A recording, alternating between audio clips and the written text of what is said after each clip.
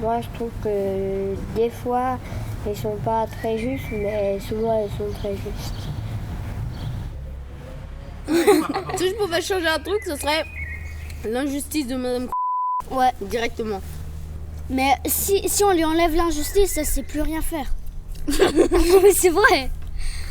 Au début de la journée, elle est toute sympa et tout, mais genre on a de plus en plus on avance, plus en plus elle est injuste, plus en plus. Et c'est vraiment à la fin, tu te fais prendre un objet alors que t'as éternué. Genre moi, j'ai failli me prendre un objet parce que j'ai éternué. Juan Juan s'est fait prendre un objet parce qu'il a éternué. Il a éternué, genre il a fait tcha. Et genre c'était un peu trop fort et c'était pendant un cours et boum un objet. Moi j'éternue plus fort. Hein. On dit c'est pas juste, elle nous en prend un deuxième. Voilà. Il y a clairement du copinage entre les profs. Enfin, clairement. Par exemple, l'autre jour, je sortais de ma classe parce que j'allais aux toilettes. Et puis j'ai vu 2 profs qui parlaient ouvertement d'un élève insupportable. Ils parlaient hyper fort, genre ils sont seuls. Ils disaient ouais, alors celui-là, il fait vraiment n'importe quoi. Il est insupportable. Faudrait vraiment qu'on le recadre. Ouais, tu sais, l'autre jour, il a fait ça, puis il a fait ça. Et puis je suis revenue, genre, je sais pas, peut-être 10 minutes après. Ils étaient toujours en train de parler du même élève dans le même couloir. Quand j'ai un problème avec un prof, je vais le raconter à mes amis, aux gens de l'école. Et qui vont le raconter à leurs amis, et à la fin tout le monde le sait. Bon, après il y a pas tout le monde qui déteste le prof, mais tout le monde sait ce qu'il a fait. En fait, moi j'ai vraiment l'impression que le CO, de ce qu'on m'a raconté en tout cas, et de par mon expérience aussi, que ça évolue pas du tout en fait. Que les choses elles changent pas, et que c'est très difficile de faire changer les choses. Je sais que j'avais une prof l'année passée qui était très très humaine. Qui était vraiment, elle s'intéressait vraiment aux élèves en tant que personne, et puis elle était très humaine de ce côté-là.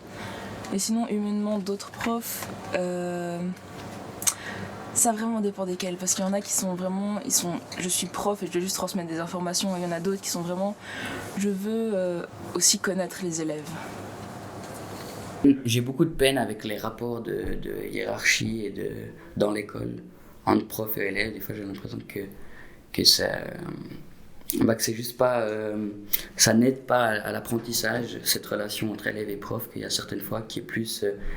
j'ai l'impression trop dans le conflit et trop dans le... Enfin, il y a certains profs qui ont une certaine fierté et qui ont une fierté de leur autorité en tant que prof. Et du coup, pour moi, ça met une distance entre les élèves et les profs qui n'est pas nécessaire et qui empêche, mais qui ralentit en fait juste l'apprentissage, ou de manière générale juste la cohésion de groupe et le fait de pouvoir avancer ensemble dans une classe, quoi. Quand il y a un conflit, je pense que le plus important c'est de pouvoir juste faire une petite pause dans le cours, de ne pas avoir besoin de regarder la montre et puis de dire on doit encore faire ci et ça aujourd'hui, parce que de toute façon si l'ambiance n'est pas bonne, on n'est pas dans une ambiance où on peut apprendre, donc le cours n'avancera de toute façon pas. Donc pour moi, ça serait plus utile de juste pouvoir prendre 5 minutes, discuter, mettre les choses à plat, que chacun et chacune puisse exprimer son point de vue, et puis ensuite, on n'a même pas forcément besoin de tomber d'accord, mais une fois que chacun a dit ce qu'il pensait et que l'autre partie a aussi accepté l'avis des autres, je pense que c'est une base beaucoup plus saine pour pouvoir apprendre et continuer le cours. Et puis finalement on est beaucoup plus efficace en prenant 2 ou 5 minutes pour juste remettre les choses au clair, et puis que chacun ait entendu l'autre et accepté l'avis de l'autre, ou ce qui a touché l'autre, ou ce qui l'a dérangé, et puis ensuite on continue, et puis voilà.